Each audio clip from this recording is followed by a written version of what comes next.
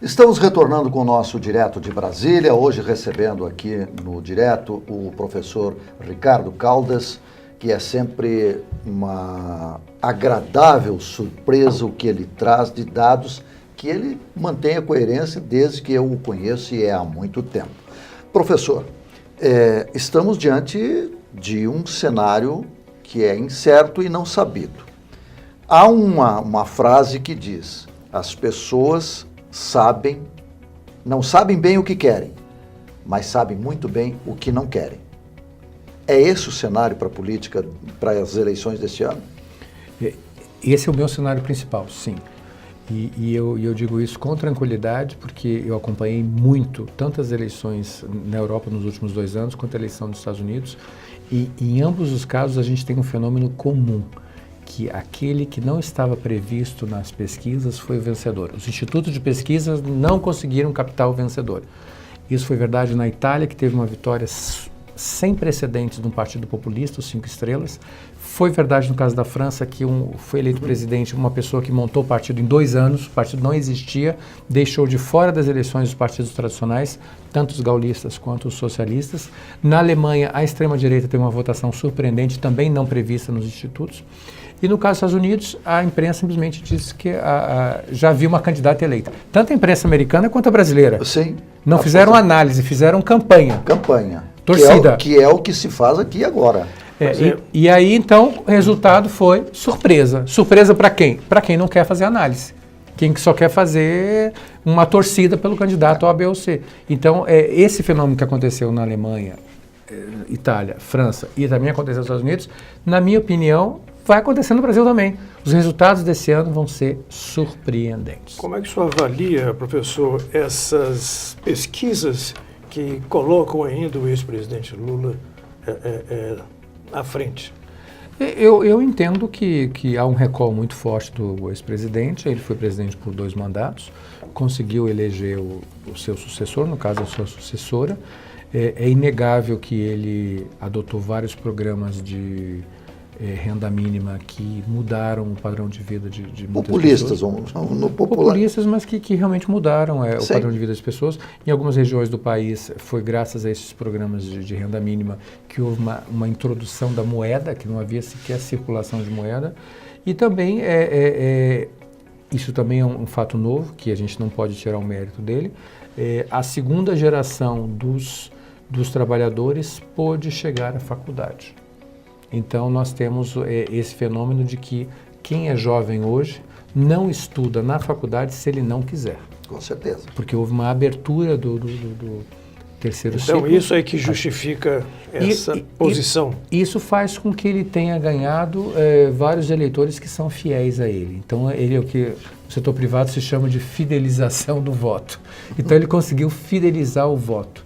E eu chamo isso de um colchão. É como se houvesse um colchão na área política, né, que impediria o presidente de cair abaixo de um certo nível. Então, quem é que está nesse colchão?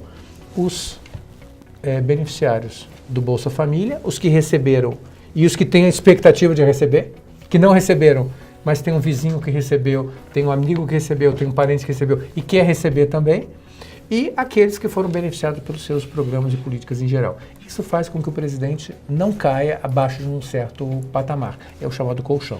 Pois é, e isso nos leva à conclusão de que o eleitor brasileiro se move muito mais pelo sentimento de beneficiário, sim, do que propriamente de cidadão. Porque a quantidade de dinheiro que foi colocado para trazer essas pessoas a uma vida um pouco melhor é muito inferior à que foi roubada do Brasil. Sim, aí a gente já entra numa outra discussão, que é a questão da própria Lava Jato, e que eu penso que vai influenciar profundamente as eleições desse ano. No meu cenário principal, haverá então, chegará ao segundo turno, 2 candidatos não ligados aos partidos tradicionais, vamos chamar assim, aos grandes partidos. E um dos fatores será justamente a questão da Lava Jato. Então, embora o eleitor no Brasil, tradicionalmente, ele não queira gastar muito tempo pesquisando a vida de cada candidato, sabendo quem é cada um, quem não é, o que cada um fez, mas hoje está muito fácil saber se ele é ficha suja. pelos novos aplicativos que inclusive estão nos celulares. Nesse caso, inclusive, o TSE já não podia estar se manifestando em relação e decidindo?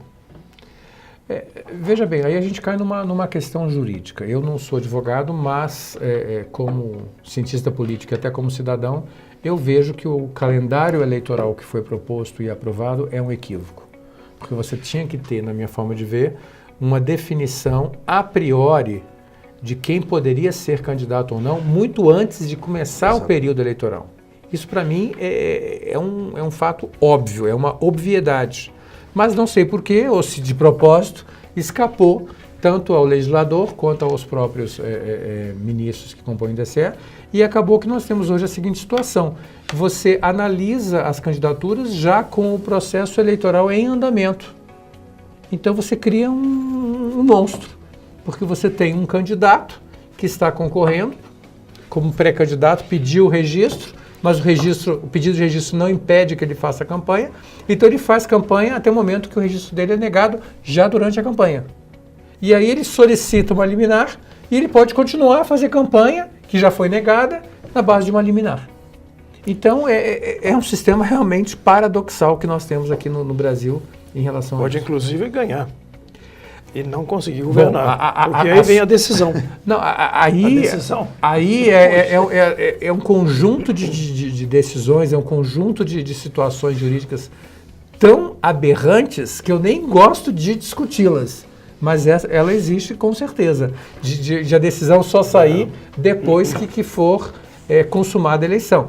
Lembrando apenas que nós temos 2 eleições, então, Sim. teoricamente, seria possível, caso não houvesse tempo na primeira eleição, corrigir alguma falha de tramitação na segunda eleição. Mas, com certeza, o efeito político Seria já foi... Mas a tendência do TSE é dar uma definição muito clara de que ficha suja não pode concorrer. Então, seria retirado o nome desta pessoa da urna eletrônica. Veja bem, já existe uma lei sobre isso. Sim. Quer dizer, na verdade, esse pronunciamento ele é uma redundância.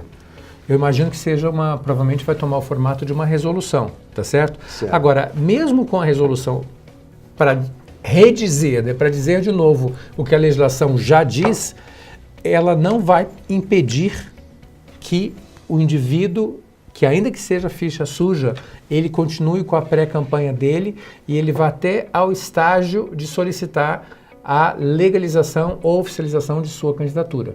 Quando aí sim o TSE vai se manifestar. Ora, voltamos ao ponto inicial. Sim. Essa manifestação só vai acontecer em agosto, já durante a campanha. E, professor, com relação ao foro privilegiado, dá a impressão que tem muita gente desesperada em busca da reeleição ou da eleição para ter o foro privilegiado. Mas eu concordo, mas atualmente ele não tem mais o mesmo atrativo que tinha antes, né? Depois da última decisão do Supremo, ainda que tenham aberto uma divergência, né? Pois é. Mesmo assim, a decisão foi tomada e aparentemente unânime, porque na verdade a decisão foi unânime, mas a interpretação da decisão não foi unânime, né? Então, os ministros votaram no que eles entenderam que deveria ser votado. Então, você teve um acompanhamento sobre a restrição, né, a redução do foro privilegiado, mas os ministros, junto com a votação, emitiram pareceres pessoais sobre o que eles estavam votando. Então, na prática, eles abriram uma divergência. Mas, deixando de lado essa questão da divergência, houve uma redução, sim, do fórum privilegiado. Os crimes comuns não estão mais incluídos. Mas ainda eu diria que ainda vai levar algum tempo para que a gente tenha uma visão completa dessa redução do fórum. E o que nós temos hoje na prática é que a Polícia Federal já está atuando, inclusive solicitando em alguns casos a prisão agora, com autorização do Supremo, né? A prisão preventiva de deputados, o que seria inimaginável há 4, 8 ou 12 anos atrás, ou seja, em 2 ou 3 legislaturas passadas. Isso significa, e aí é um sinal de alento para nós, né? Uma mensagem talvez moderadamente otimista que o clima mudou. Professor, o senhor, com toda a sua experiência, o que seria preciso de fundamental numa reforma política para que nós tivéssemos um cenário político, eleitoral, mais avaliador da vontade popular? Bom, se a gente reunir 10 cientistas políticos aqui, a gente vai ter 10 opiniões diferentes. A minha opinião é que pelo que eu tenho visto, acompanhado de outros países e da experiência brasileira, o ideal para o Brasil, que eu defendo, seria o regime parlamentarista e o voto distrital. Modelo Britânico. misto, alemão? Não, o voto distrital puro mesmo. Puro mesmo. É um modelo britânico, ou chamado modelo Westminster, né, que é o modelo do Reino Unido, que foi exportado para os Estados Unidos, Canadá, Austrália e Nova Zelândia. Na nossa realidade hoje, para essas eleições, o senhor arriscaria a perspectiva de um segundo turno? Sim. Diante do quadro ainda obscuro em relação aos candidatos? Sem querer fulanizar, né, as discussões, eu diria que o meu cenário são 2 candidatos que chegarão ao segundo turno de partidos nanicos, de partidos não tradicionais. Serão expressão da vontade popular mais próxima. Exatamente, serão oriundos de partidos que não o MDB, o PT e o PSDB. Ou seja, o meu cenário principal, né, seriam candidatos de partidos pequenos ou médios. Seria uma surpresa? Eles já estão aí nas pesquisas eleitorais, né? Agora vai depender do outro desenlace, que é a questão jurídica de um candidato do TSE. Do TSE, que está muito bem avaliado, né? E que tem aparecido em alguns cenários e em outros não. Eu trabalho com os 2 cenários, na possibilidade e na impossibilidade da sua candidatura. Eu já sou mais otimista. Eu trabalho num cenário só, acho que Lula está fora dessa eleição e há muita tentativa de sujar a água para esconder o peixe, que é a vontade popular. Professor, muito obrigado pela sua presença aqui. O senhor vai ser sempre nosso convidado muito especial. Vamos requisitá-lo mais vezes, porque o cenário é para um analista político como o senhor. Isso é bondade sua. Agradeço o convite, estou à disposição. Obrigado. E a você que nos acompanhou, muito obrigado pela sua audiência, pela sua sintonia e até o próximo Direto de Brasília.